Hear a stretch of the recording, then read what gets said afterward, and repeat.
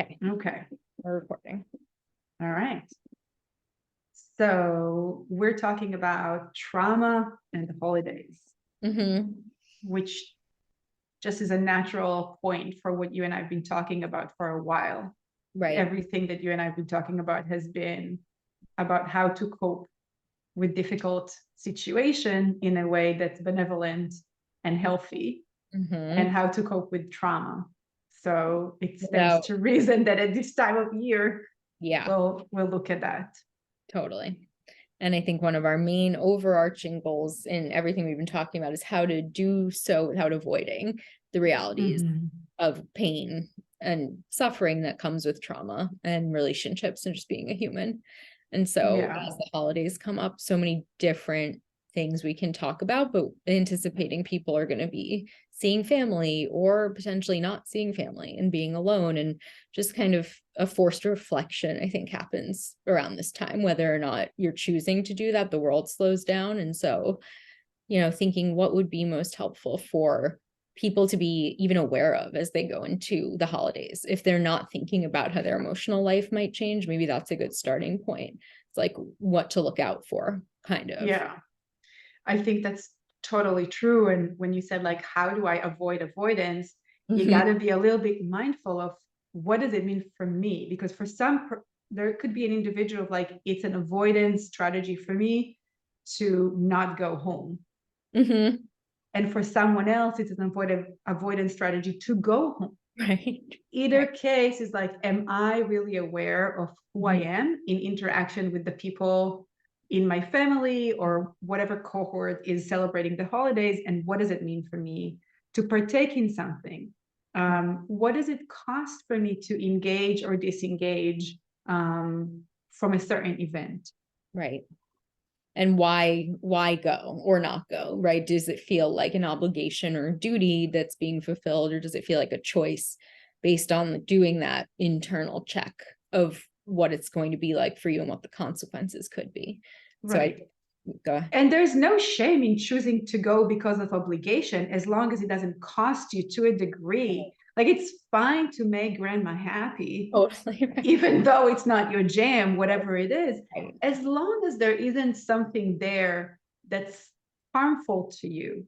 And I think one thing that in this preliminary conversation that you had with other people, something came up about age. I think it's very different making these choices if you are a younger person who maybe have nowhere else to go, or maybe your parents are paying for your education or for part of your living expenses, and you not going might damage something profound about your life and your life goals.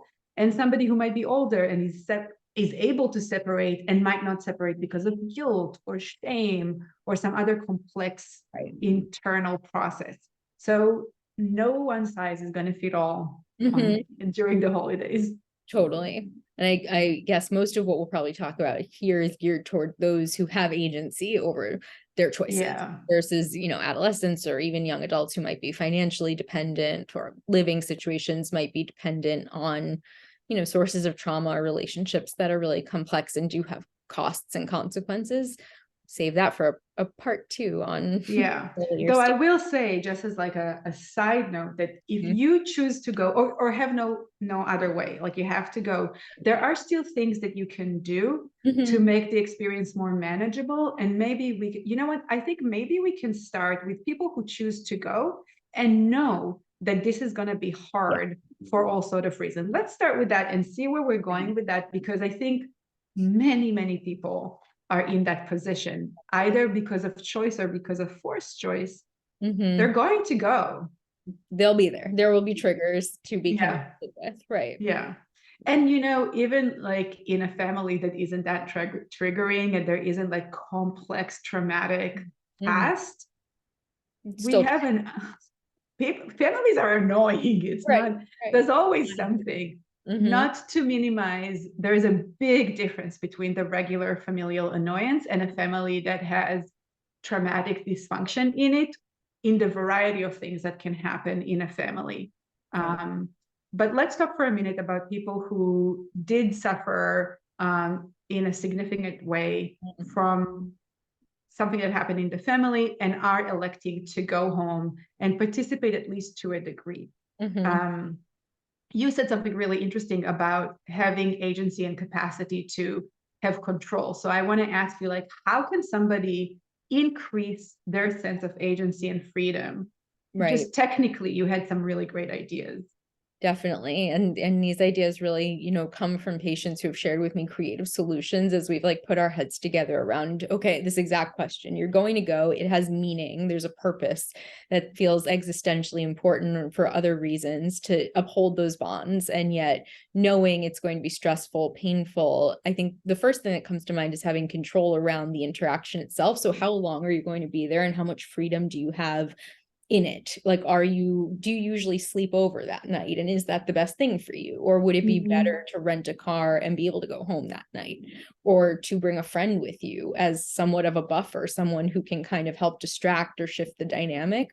So like those logistics, like you're saying, setting it up ahead of time to achieve the maximum likelihood that you can kind of get out of the situation if you need to. If things get so complicated or painful, or you feel like it's not safe in some way emotionally, you want to know that you're not dependent on those people to get you out of the situation as well. And so needing a ride from someone in the family unit when you can't necessarily rely on that being available if things get triggered or heightened. I think that the car comes to mind. I mean, we're in New York, so when I think about traveling to family, I'm imagining you'll be stuck without a car. This might not apply to someone listening somewhere where we drive everywhere. But I also think taking breaks and getting away from the dynamic while you're in it. So that could mean taking a walk or going to the bathroom and literally hiding and doing whatever you need to do in there to self-regulate, and so many different things we could do with a few minutes of privacy.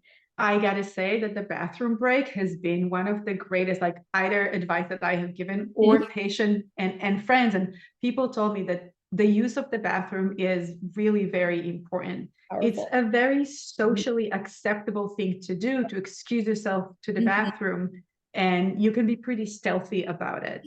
And in the bathroom, there are things that you can do, like SOS, especially if you start feeling what we call in our occupation dysregulated, like thoughts are starting to run a little faster. Maybe the content of the thoughts is very judgmental and negative, either towards self or toward others. The body might have a strong reaction. And in the bathroom, at your disposal, there is cold water. And you can do a little bit like the cold water, even if you don't know what I'm talking about, but it's a skill that we use a lot. Like, sunk your face in some cold water for a little bit of a longer time than usual. It will jolt your body a little bit. Maybe get a drink of water. If you're there and you can take a minute, do a jumping jack or two. Like, take some energy out. You can use the bathroom not just to create a little bit of a buffer in a moment for yourself. You can actually kind of readjust your body, give different signals to the nervous system that might buy you a little bit of something, a little bit of nurturance to go back out there to whatever it is that's going on. Definitely. Yes. We can talk more about these skills in another time or in an ongoing group, but I think that using temperature, as we know, it can be readily available, and grabbing some ice cubes from the freezer if no one's in the kitchen and bringing them to the bathroom, or putting your face under running cold water. It can make such a big difference. It's just that little bit of a shift. And then, you know, I think it's interesting to think about the role of our phones in that bathroom break and being like careful and mindful, but also using what you have on your phone, whether that's social support or distraction, but maybe even setting up a photo album ahead of time that's like pleasurable images of puppies and kittens, instead of opening Instagram and seeing a bunch of families that look on the surface like they're just doing fine, which we all don't know what a horror show is going on there. Not actually happening, right? I actually loved it. And I'm thinking of another skill that, again, if we are in that same realm of like, I'm in the house, I'm not leaving, I'm not taking either my car or getting a ride, I'm doing a little break, a little escape, a vacation, so to speak, from this situation. You can also, if things are very challenging, elicit the help of a sympathetic someone, either if there is somebody in the family, Yahtzee, but if there isn't, there might be a close friend or somebody who's not there, or maybe somebody who knows a little bit about your background that can be on your backing call, and you can text them and let them know in advance I might take some bathroom breaks, and at some point it would be great if we can text or even call, and just saying like, yes, the shit has hit the fan, and the other person is like, oh honey, give them a script. Even what do you want to hear from somebody you trust, in those moments, because we co-regulate. What happens to us in trauma often is that our body and our nervous system is a little out of whack. Something happened to it, and then when we are close to the source of the trauma or something that reminds us, the body just gets recruited to protect us, and that could be for us confusing and physically very unpleasant. A safe person has a tremendous effect of co-regulating us. So somebody speaking to us in a slower voice, a warm kind of tone of voice, as we can hear the sound of their voice that we trust and we know is from outside, again, can buy us just like a little ball of goodness to us to nosh on a little bit before we go, nourish ourselves a little bit before we go out and be in that situation again.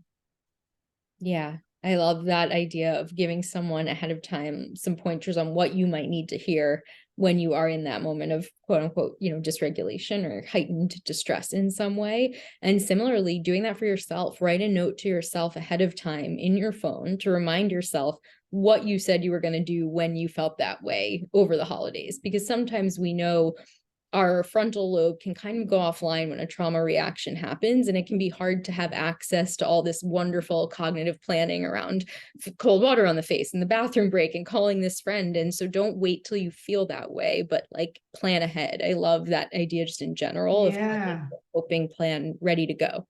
Knowing that smells too in the bathroom, I guess something we didn't mention, if you're working to ground yourself and just kind of soothe, and if someone else isn't available, other ways that we could think of that would help people soothe in addition to like bring the distress down. Essential oil, a fluffy little puppet, whatever works for you, whatever is soothing for you, and really use the senses. I do want, because we don't have a lot of time, I do want to pass for a second and say, like, I think what you and I, just to summarize, I think what you and I are talking about is being very, very aware, of what are the pitfalls in your own family dynamic and yourself, your probable reaction to it, and some options aside from the old reaction of maybe exploding or crying or whatever it is you don't want to have happen, because you can't control other people, but knowing what might come at you. I want to talk for a few minutes about the emotional reaction that some people might have if they decide not to go, because that could also, there might be something that costs you too much, and no bathroom break and no co-regulation with a friend is going to save you from something extremely taxing. And there is a kind of like a social command, an expectation that we will go home and spend time with loved ones in a way that might not make sense for some of you. The best solution might be to have a friend's alternative thing, or take time for yourself, or I don't know, go elsewhere, be in it, whatever it is that is not your traditional thing. And that can come with a host of things. So what have you seen in patients who made that decision? What comes up for people? Right. I think loneliness is a big thing that comes up internally. And then, of course, I think part of what you were alluding to is the response people might get from family who appreciate the boundary that's being drawn or maybe don't understand it. And I think it could be helpful for us to talk about ways people could set that boundary, like even some language around that, or sharing why you're not coming if you feel like you need to share why you're not coming. But then, right, also kind of, I do think it's really important to think about whether it's by choice or by lack of choice that you're alone on the holidays, how you can make meaning of that, or what the narrative is there. Because if it's kind of this scripted, culturally handed down, like you're alone on the holidays, and that is somehow inherently bad, that doesn't set you up well. And there's ways we can kind of, cognitively reframe what it means to spend that time alone. And the difference between solitude and loneliness. I absolutely love that. And as you're speaking about cognitive restructuring, I'm thinking of how do we communicate to the self why I'm doing what I'm doing. And you can be flooded with a lot of guilt or shame that you don't have where to go, or even if you choose not to go, you might feel horribly abandoned, because the reason that you're not going might be that you had traumatic abandonment in the family, in the sense of people not protecting you, people not being there for you, people not seeing you in a way that doesn't make sense to re-expose yourself. So that abandonment, loneliness can bring up that abandonment, and it can be extremely painful. So I really love the cognitive restructuring. One way that some of my patients who are maybe a little bit more creative with writing use that, they are writing as if to a friend who made the wise decision not to go, a letter of pride. So you can write to the part of yourself that kind of got empowered to say, I'm not going, a letter of what's the prideful part of it, if that's an English word, I don't know. Yeah. What is it that you think is right about it? And because the language of guilt and shame is going to be generated on its own, due to cultural, familial, and just all sort of internalized messages, you might want to take some effort and manufacture a letter that has to do with the other side of, why is this great? What's wonderful about it? Why is this a point of pride? How are you protecting the different parts of your experience by doing that? How are you being an adult with agency? So you can try to do that in your own way. It could be writing, art, talking about it with someone, kind of like practicing the self-talk with someone else that might support you. Right.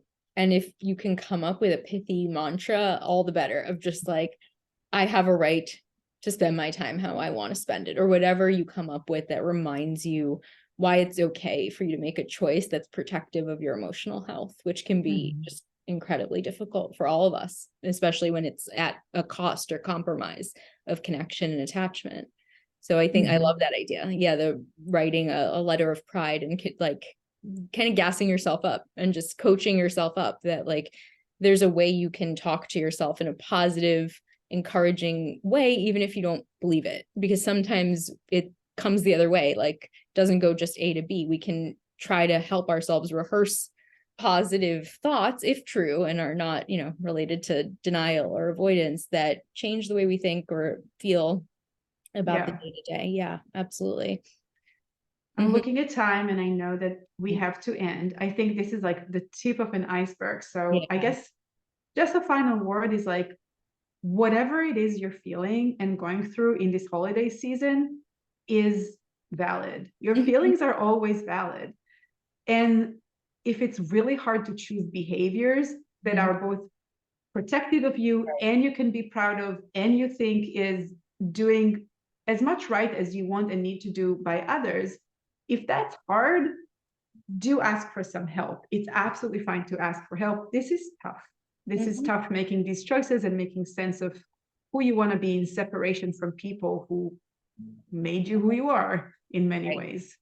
Right. And I guess on that note, my final word would be, give yourself permission to cope however you want to or need to, if it's not harming you or anyone else. And if that means hiding in bed with ice cream, that's okay coping too, if that's how you need to spend a holiday day, because you're not used to being alone and you need to just be cozy and comfortable. I think, there's a lot of pressure to cope correctly, as we've also talked about, and we'll get into more another time, but whatever feels right and feels good, and kind of trusting your inner sense that you know what you need for yourself.